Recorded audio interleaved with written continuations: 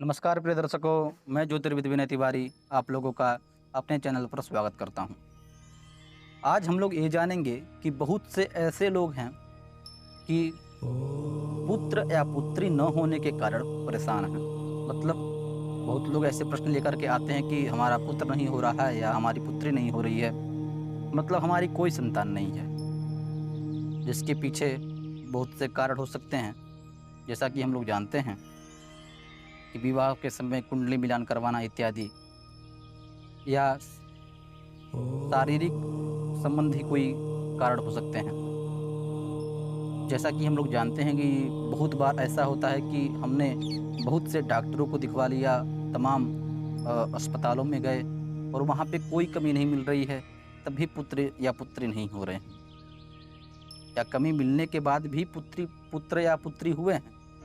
कहने का मतलब ये है कि हम आपको कुछ आज ऐसे उपाय बताएंगे कि यह आपको पुत्र या पुत्री देगा। कहने का मतलब है ये उपाय करेंगे तो निश्चित ही इसका लाभ देखा गया है। समाज में इसका लगभग बहुत से लोग करवाते हैं और इसका लाभ पूरी तरह से देखा गया है। अगर आप भी करते हैं तो निश्चित ही लाभ होगा।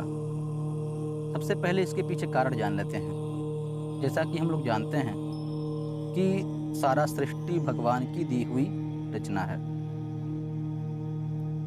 और भगवान की मर्जी से ही किसी को पुत्र होता है, किसी को पुत्री, या किसी को दोनों नहीं होता है, किसी के पास बहुत से ज़्यादा पुत्र या पुत्रियां होती हैं। लेकिन इसके पीछे यह भी है कि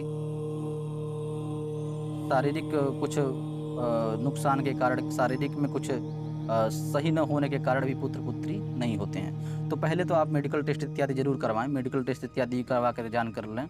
और भगवान पे बहुत ज़्यादा श्रद्धा है आपका, तो आपको उपाय बताते हैं। यदि उपाय कर लेते हैं तो निश्चित ही पुत्र या पुत्री आपको हो जाएगी।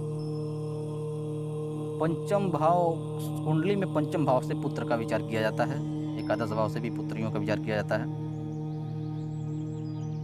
जैसा कि हम लोग जानते हैं कि कुंडली में पंचम भाव का पापक ग्रहों से पीड़ित होना या पापक ग्रहों से उसके स्वामी पापक ग्रहों से, ज़्यादातर मतलब पंचम भाव से ही विचार किया जाता है। द्वितीय भाव मतलब दूसरे पुत्र का विचार सप्तम भाव से किया जाता है। ऐसे ऐसे मतलब ये प्रक्रिया लंबी है। तो इसमें पापक ग्रहों का होना या इनके स्वामी पापक ग्रहों से आक्रांत होना, पापक ग्रहों का होना, यह पुत्र या पुत्री न होने का कारण होता है। पंचम भाव में राहु भी पुत्र क्षय बनाता है, मतलब पुत्र का क्षय होना, गर्भपात होना इत्यादि की ऐसे कारण लाता है।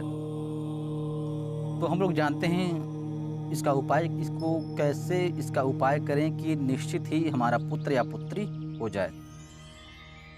सबसे पहले इसके 4 उपाय हम आपको बताएंगे।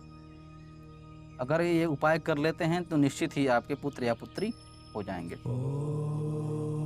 सबसे पहला इसका उपाय है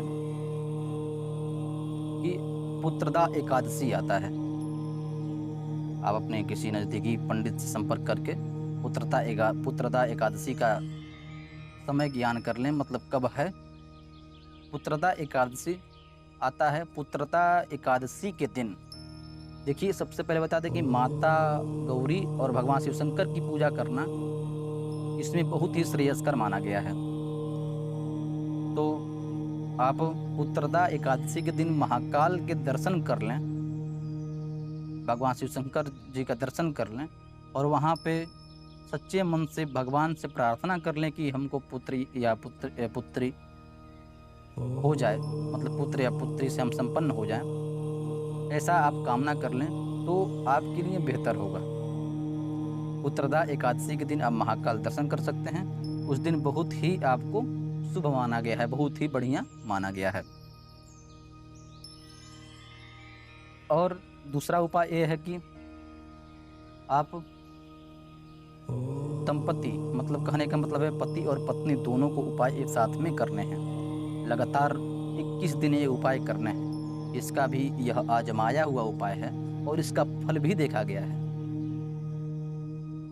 आटे की लोई में पनीर भरकर, पनीर आप लोग जानते होंगे, आटे की लोई में पनीर भर करके दंपति को, मतलब पति और पत्नी को साथ में गाय को खिलाना है। लगातार 21 दिन गाय को खिलाइए, निश्चित ही इससे भी लाभ होगा और पुत्र इत्यादि कामना में ये बहुत ज़्यादा आपको मदद करेगा। तीसरा उपाय, आप प्रदोष का व्रत रख सकते हैं। प्रदोष का व्रत भी इसमें बहुत ज़्यादा श्रेयस्कर, बहुत ही बढ़िया माना गया है। चौथा उपाय यह है कि यह बहुत सटीक और बहुत ही बढ़िया, बहुत ही मार्मिक उपाय है और लगभग हर जगह मतलब ये करवाए जाते हैं, जो कि एक मंत्र है, ओम देवकी सुत गोविंद वासुदेव जगतपते देहि में तनयम कृष्ण त्वाम हम शरणम गतः। इसके पीछे आपको क्या क्या जोड़ना है, पहले ओम क्लीं देवकी सुत गोविंद वासुदेव जगतपते देहि में तनयम कृष्ण त्वाम हम शरणम गतः क्लीं ओम। इस मंत्र का जप यदि आप ब्राह्मणों के द्वारा करवा लेते हैं या अपने खुद कर लेते हैं तो निश्चित ही इसका लाभ मिलेगा। बहुत ही प्रभावी मंत्र है और बहुतों ने इसका लाभ लिया है, तो आप भी इसका लाभ ले सकते हैं। इसका लाभ लेते हैं तो बहुत ही आपको श्रेयस्कर, बहुत ही बढ़िया रहेगा। और एक चीज़ और है कि इसमें आप ज़्यादातर रोज़ सुबह में उठ करके या मतलब शाम सुबह दोनों आप कर सकते हैं। भगवान शिव शंकर, माता गौरी की पूजा आप प्रतिदिन, यदि पुत्र या पुत्री आपके पास नहीं है तो माता गौरी और भगवान शिव शंकर की पूजा आप प्रतिदिन करना प्रारंभ कर दें। उससे भी बहुत ज़्यादा लाभ देखा गया है और निश्चित ही आपको पुत्र रत्न की प्राप्ति या पुत्री रत्न की प्राप्ति होगी, इसमें कोई संदेह नहीं है। मिलते हैं अगले की वीडियो में, तब तक के लिए